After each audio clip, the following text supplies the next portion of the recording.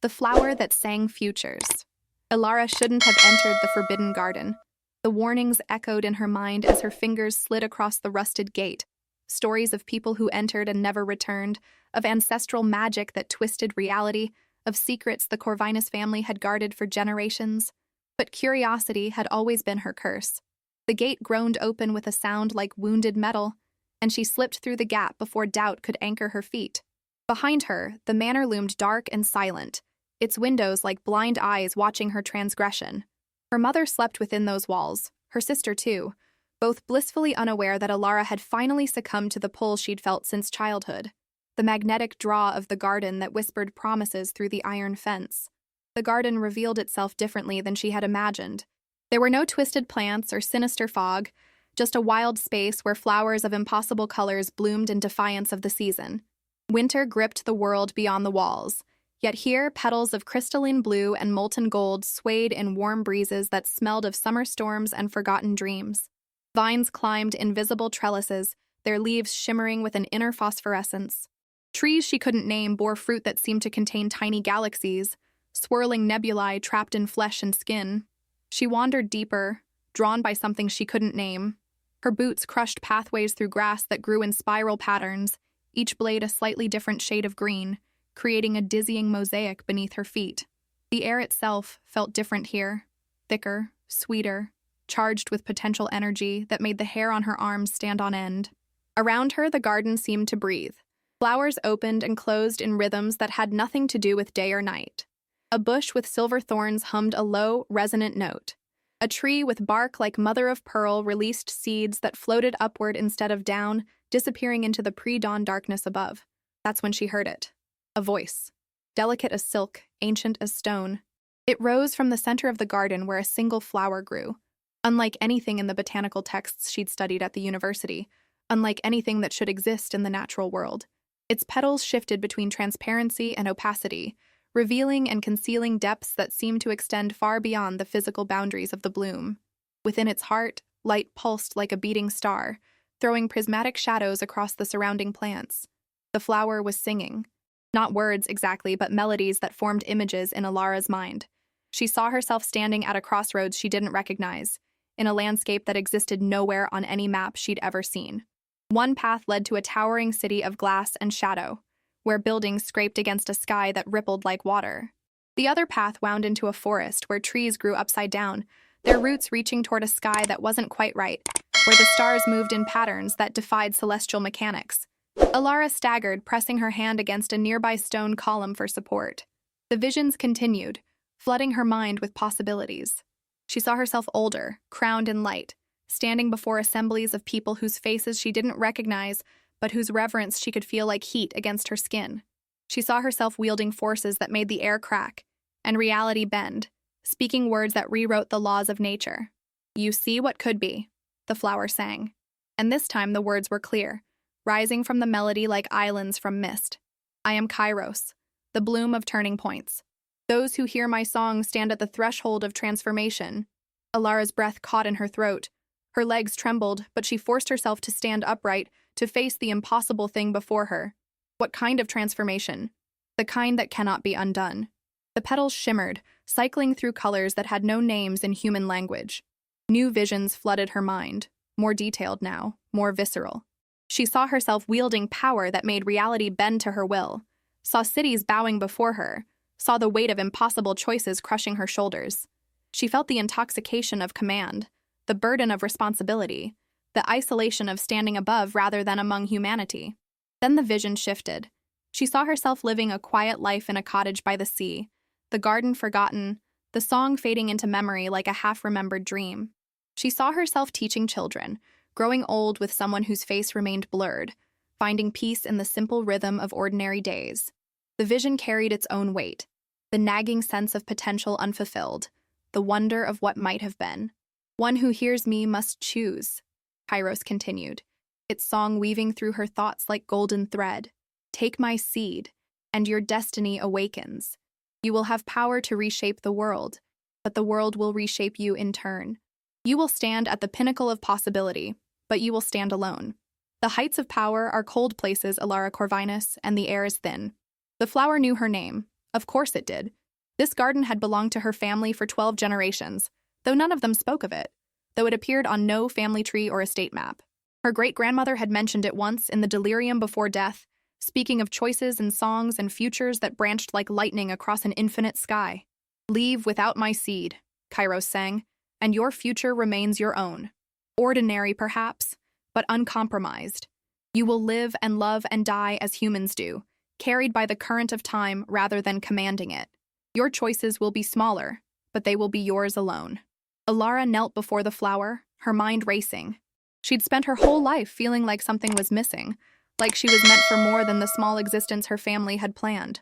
Her mother wanted her to marry Thomas Blackwood, the magistrate's son, to settle into a life of social obligations and carefully managed respectability.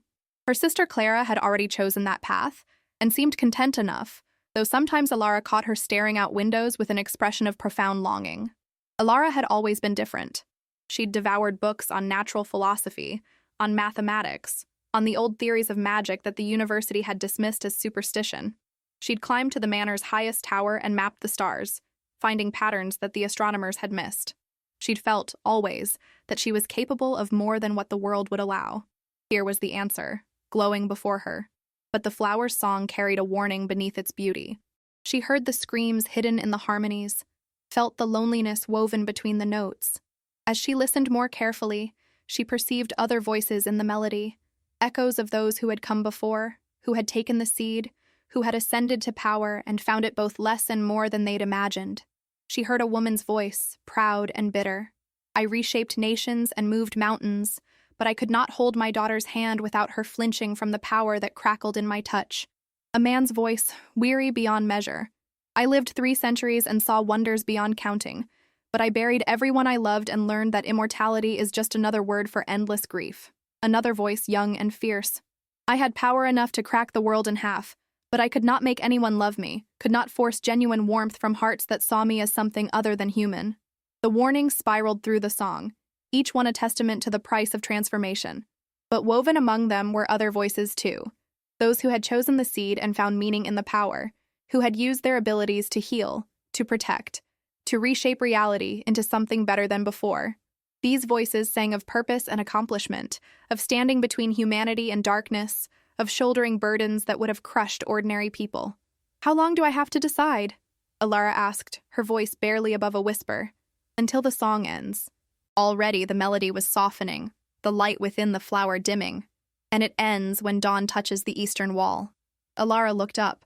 Through the wild branches she could see the sky beginning to pale, the deep black fading to charcoal, then to the gray that preceded sunrise. She had minutes, perhaps less. The choice that would define her entire existence had to be made in the space between darkness and light. Her hand trembled as she reached toward the flower. The closer her fingers came, the louder her heartbeat thundered in her ears. She thought of her sister waiting at home, of Clara's contentment in her conventional life, of the way she smiled when playing with the neighbor's children. She thought of her mother's warnings about the Corvinus legacy, cryptic words that had never made sense until this moment. "Our family has always stood at crossroads. Some chose the path of power. They are remembered. Some chose the path of peace. They are loved. Remember that being remembered and being loved are not the same thing."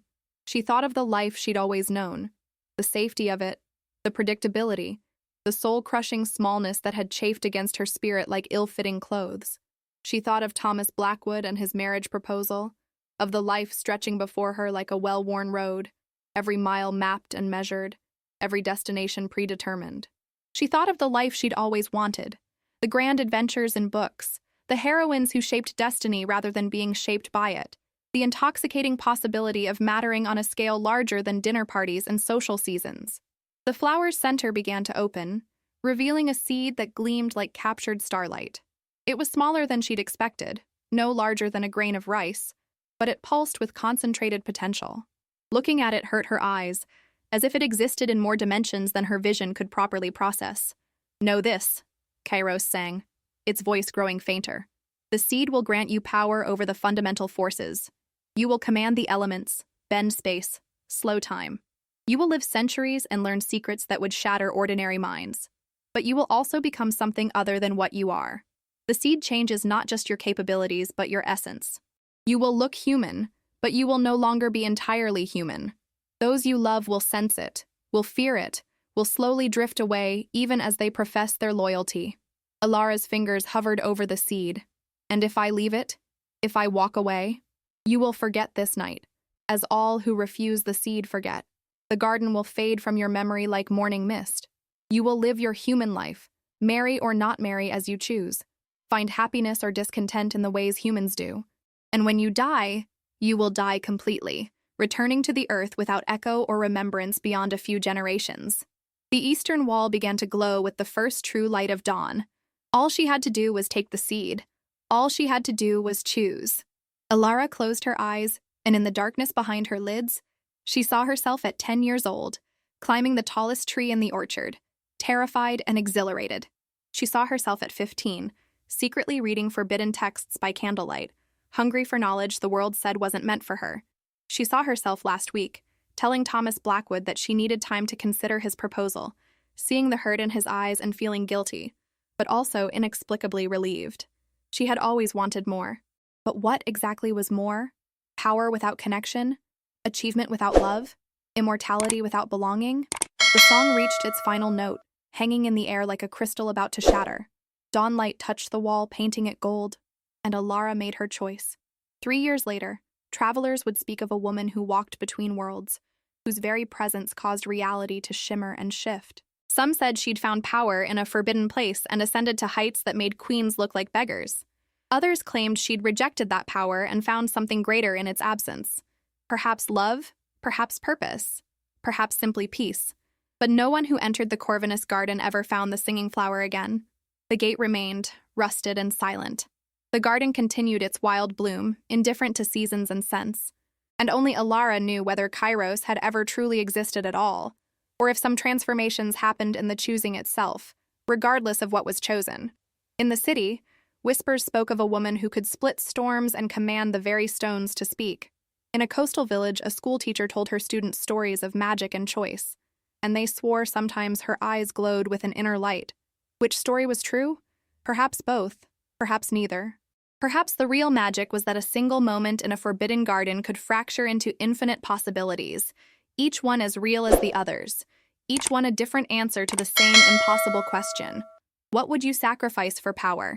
And what would you sacrifice to remain yourself?